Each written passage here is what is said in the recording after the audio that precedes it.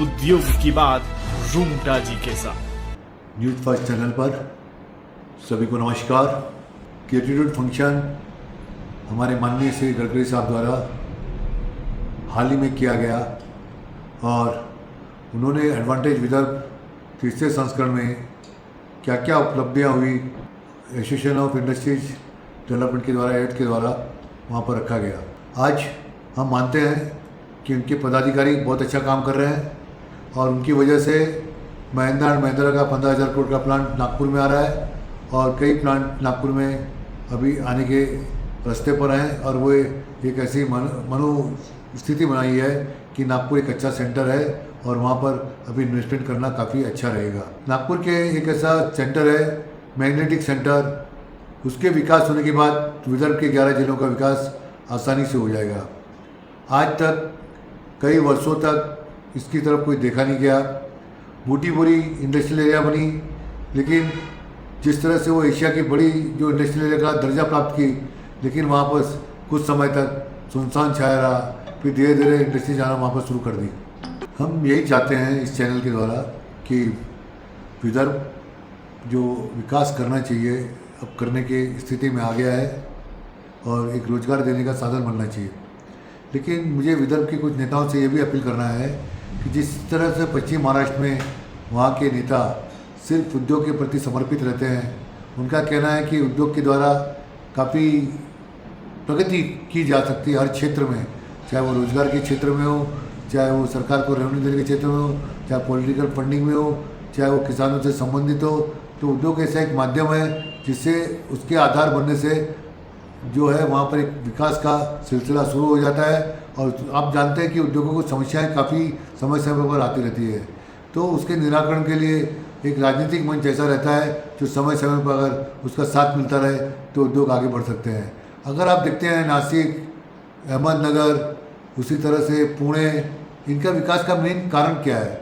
उसका मेन कारण यही है कि वहाँ के जो नेता हैं राजनीतिक, जो जितने भी अपने जिनको कह सकते हैं जिनके आश्रय पर उस क्षेत्र की राजनीति होती है, तो वो लोग ज़्यादा से ज़्यादा अपना समय उद्योग के लिए भी देते हैं। उनके कॉर्पोरेट सेक्टर भी हैं, कॉर्पोरेट सेक्टर में शुगर मिल्स है और शुगर मिल के जरिए उनकी एक कमांडिंग रहती है जहाँ पर कि वहाँ के लोगों को रोज़गार देने में सक्षम होते हैं, किसानों को उनके उचित भाव गन्ने का मिलता है और ऐसे ही वहाँ पर बहुत सारे अन्य विकास भी बने हुए हैं और उसके कारण आज पुणे और नासिक का काफ़ी आगे विकास हो गया है। हम चाहते हैं कि हमारे पास विदर्भ में जितने मिनरल है, जितनी अच्छी कृषि है, कहीं भी नहीं है, लेकिन क्या हुआ है कि उसका फ़ायदा बाहर के लोग लेके गए। यहाँ पे स्थानीय लोगों को उसका फ़ायदा बहुत कम मिला है, जबकि पश्चिम महाराष्ट्र में तुलना करते हैं तो स्थानीय नेताओं को उसका सबसे ज़्यादा फायदा मिला है और वो कॉर्पोरेट सेक्टर में अपने मजबूत स्थान बनाए हुए हैं। कॉर्पोरेट सेक्टर का मैनेजमेंट उनके पास है और वहाँ पर बहुत सारे बच्चों को और बहुत सारे किसानों को तरह तरह के उनके इनकम के साधन बने हुए हैं और उससे वहाँ की जो है इकोनॉमिक स्थिति काफ़ी सुदृढ़ हो गई है। तो हम भी चाहते हैं कि विदर्भ में इस तरह के जो है हमारे पास मिनरल्स है, कृषि है, जंगल है, उसका सदुपयोग यहाँ के लोगों को हो सके। जो इंडस्ट्रीज बाहर से आ रही है वो चाहिए कि स्थानीय लोगों को पार्टनर बना के उसमें उद्योगों को आगे बढ़ाए, क्योंकि हम जानते हैं कि आज आयरन के जो लागत है उससे हिसाब से जो उसके बेचने की कीमत है उसमें कितना मुनाफा है। आज जितने भी कॉर्पोरेट सेक्टर पश्चिम महाराष्ट्र में वो इतने फ़ायदे में नहीं आ पाए, क्योंकि एग्रीकल्चर में बहुत मार झेलनी पड़ती है। अगर बरसात अच्छी नहीं हुई या समय पर कोई कीमत नहीं मिली तो वहाँ पर उसको काफ़ी नुकसान हो जाता है। लेकिन जब आयरन ओर की बात करते हैं तो आज जो आयरन ओर है अगर उसका लागत देखते हैं निकालने की और जो उसका बेचने की लागत है, जो बेचने की जो कीमत है वो काफ़ी अच्छी मिलती है। उसमें काफ़ी यानी कई गुना उसमें ये आ जाता है कि उसके अंदर प्रॉफिटेबिलिटी काफ़ी बढ़ जाती है। तो इस तरह से हम चाहते हैं कि कोऑपरेटिव सेक्टर में भी यहाँ पर कम से कम आयरन स्टील के प्लांट लगे, सीमेंट के प्लांट लगे, जिससे सन ऑफ सॉइल का यहाँ पर फ़ायदा हो सके और यहाँ के राजकारणीय लोग भी इसमें आगे आ सकते हैं, उनका भविष्य भी काफ़ी उज्जवल हो सकता है और इसके कारण यहाँ के जो उनके जो आसपास में जो उनके कार्यकर्ता हैं, जो उनके वर्कर्स हैं, तो उनको भी इसका काफ़ी फ़ायदा उद्योग में आने से मिल सकता है। अभी हम बात करेंगे आयरन ओर की।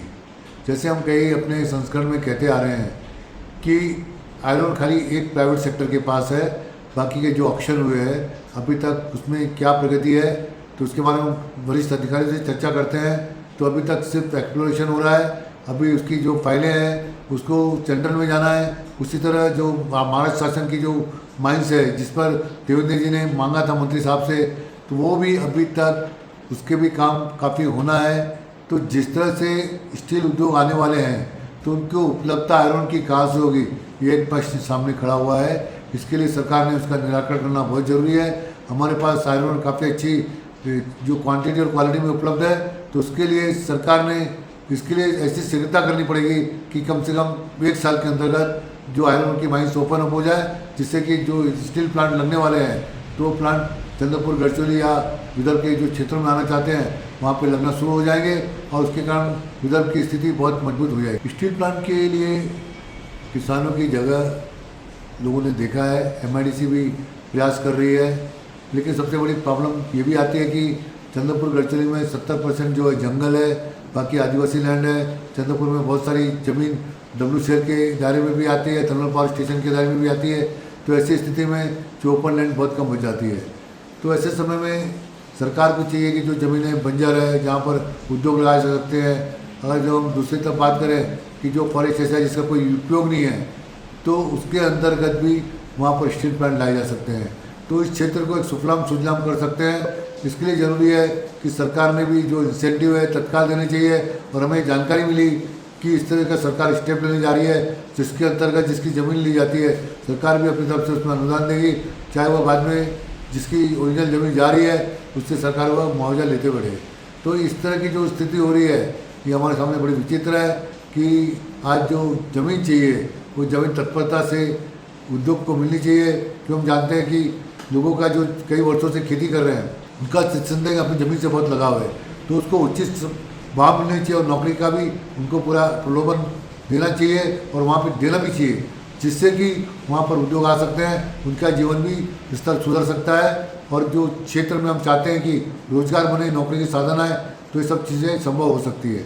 अब हम बारिश की बात करेंगे तो 146 वर्ष के बाद इतना विचित्र योग हुआ है कि 46% भारत में बरसात कम हुई है और विदर्भ में भी बहुत जगह बरसात कम हुई है। ऐसे समय में सरकार ने जल संसाधन के कार्यक्रम करने चाहिए। विधानसभा में हमारे विधायक श्री सुधीर मुनगेटोरिया जी कई पहलुओं पर चर्चा कर रहे हैं। वो किसान के हित में भी बातें कर रहे हैं और कुछ ऐसे प्रदूषण से लेकर संबंधित जो बातें हो रही है वो भी उनकी मांग जायज उठती जा रही है। उसी तरह से हमारे विधायक श्री देवराव भोंगले और किशोर जोरगेवार जी ने भी कई स्थितियाँ ऐसी रखी है कि जिससे आज जो समस्याएं प्रदूषण की कोल वाचित के कारण हो रही है उस पर सरकार ने तत्काल निर्णय लेना चाहिए। अभी कुछ समाचार पत्रों में ये भी जानकारी मिली है कि महाजनकों का बहुत सा कोयला जो आना चाहिए था वो इनके कारण नहीं आ पाया। इस पर कार्रवाई होना बहुत ज़रूरी है, क्योंकि बिजली के दर इतने महंगे होते जा रहे हैं। आज लघु मध्यम श्रेणी के उद्योगों को उद्योग चलाना बहुत मुश्किल हो गया है।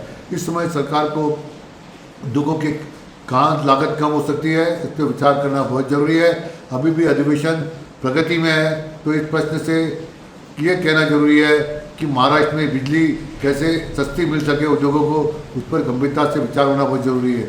2 साल तक उद्योग ये नहीं टिक सकते कि सरकार दरें सस्ती करेगी और तब जाके उद्योगों को राहत मिलेगा। आज स्पर्धा में टिकने के लिए आज जब रिवर्स ऑप्शन होता है कि या कहीं ऐसी स्थिति आ जाती है तो उसमें उद्योगों को चाहिए कि उनकी लागत किस तरह से हम कम कर सकें, और बिजली सबसे बड़ा उसमें एक प्रमुख साधन है जिसमें उसकी दरें कम होती है, तो बाकी के राज्य से प्रतिस्पर्धा करके हमारे उद्योगों को टिका सकते हैं। अब ये सब बातों को देखकर हमको एक निचोड़ आता है कि बरसात तो आ गई है, अब सरकार ने भी किसानों को उत्साहित करते हुए उनको प्रेरणे के लिए उत्साहित करना चाहिए, कहाँ से जल संसाधन मिल सकते हैं, किस तरह से फसल लगा सकते हैं, क्योंकि आज बड़ी विचित्र स्थिति अल नीनो के कारण हुई है। उस स्थिति को निपटने के लिए सरकार ने कृषि अधिकारी तंत्र को, सभी तंत्र को उपयोग करना बहुत जरूरी है। हम चाहते हैं कि विदर्भ का विकास आप और हम सब मिलकर कर सके। इस चैनल के द्वारा, इस पॉडकास्ट के द्वारा मैं आपके साथ हमेशा कुछ न कुछ अपनी बातें करता रहता हूँ, जो मुझे जानकारी मिलती है, जिसके बारे में मैं आपके साथ कुछ विश्लेषण करते हुए ये बताना चाहता हूँ कि हमारा विदर्भ सुफलाम सुजलाम बन सकता है जब आप और हम मिलकर विदर्भ के बारे में किस तरह से उसको ले जा सके। हमारे राजनेताओं से अनुरोध है कि यहाँ के स्थानीय लोगों को किस तरह से उद्योजक बनाकर आगे ले जा सके। तो उसके लिए बहुत ज़रूरी है कि कॉर्पोरेट सेक्टर में स्टील प्लांट आए, बाकी के जो अन्य उद्योग भी यहाँ पर आए और लोगों को सुविधा मिले, स्थानीय लोगों को जहाँ सुविधा मिलती है तो यहाँ पर विदर्भ में बहुत सारे उद्योग लग सकते हैं। अब हम पुनः अगले अंक में आपसे चर्चा करेंगे। नमस्कार। अगर आप ये वीडियो YouTube पर देख रहे हैं तो हमारे चैनल को सब्सक्राइब कर बेल आइकन दबाएं।